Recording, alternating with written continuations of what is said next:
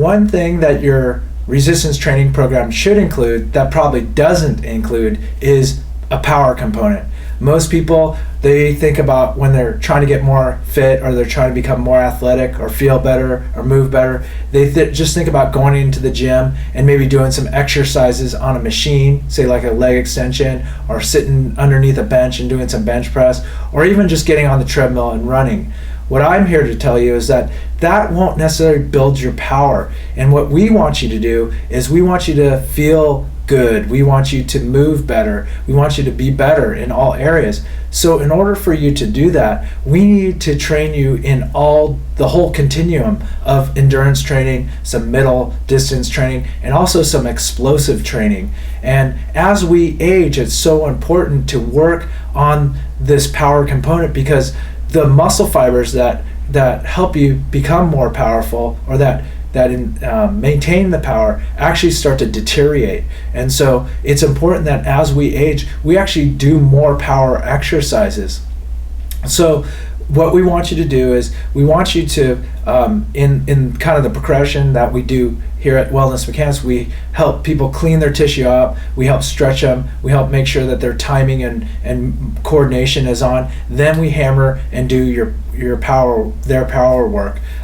Because the nervous system is nice and fresh, in order to be fast, you have to train fast. And so that's why you don't want to put that power component at the very end of your workout. So what we would say is that if you want to increase all areas of your life, make sure that you have this power component. We want you to go ahead and practice these exercises. We're going to show you some examples of and how to develop power through some of these, what we also call plyometric drills or elastic drills. So here you go.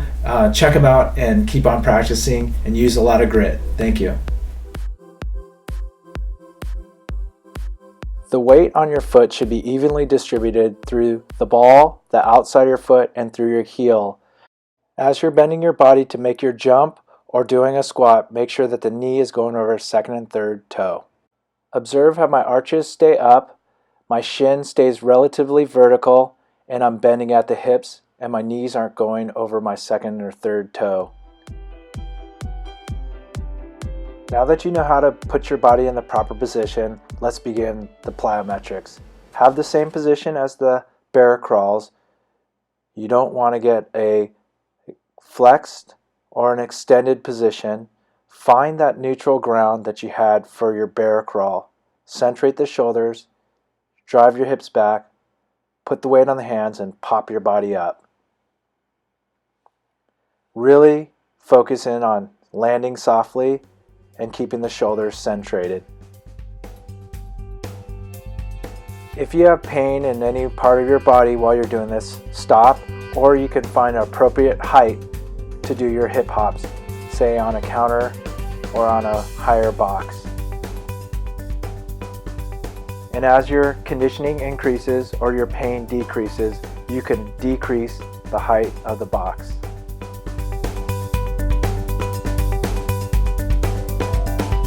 In this drill, do 2 quick hops and land softly.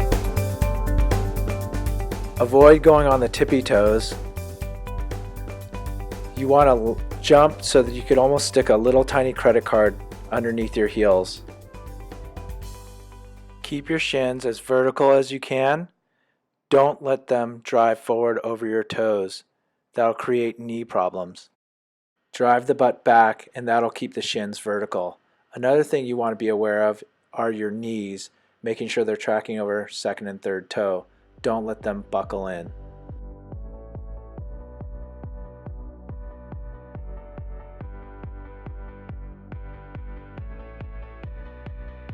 And lastly, you want to be aware of your spine. Don't let your chest cave in or your neck extend.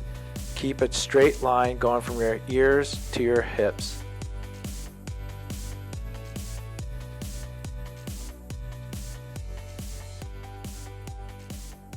Your body position should be in the same as the other drills.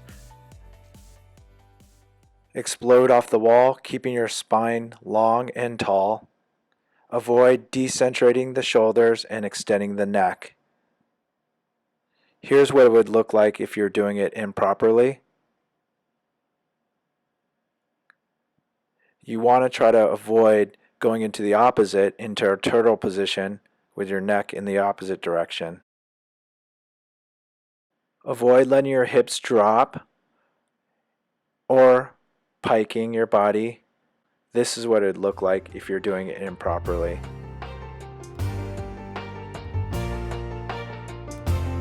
Instead, get tall and long and tight through your core and explode out, not letting your shoulder blades come together. Once you've mastered the wall push-up, you can progress to the incline plyo push-up. The same principles apply. Shoulders need to be in the right place. Head needs to be in the right place. Find neutral spine and lock the pelvis to the rib cage and explode off. You can put weight through the hips so that the shoulders don't get too beat up, but really work on keeping the body rigid and exploding through.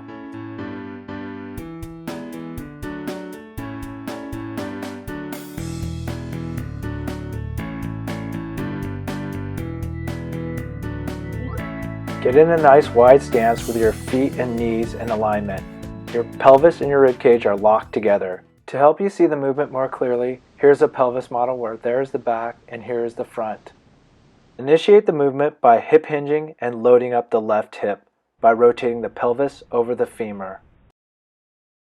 All the joints from my ankle all the way up to my head are in alignment.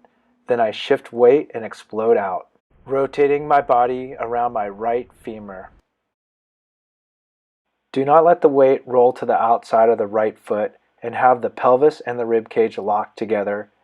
You load the left and explode out to the right. And here is a different angle. And you can see I'm purely moving from the hip joint, not the spine.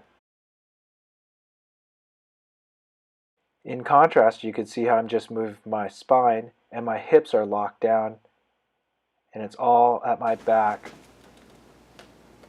This is when it's moving at the spine, and this is moving when it's from the hip joint.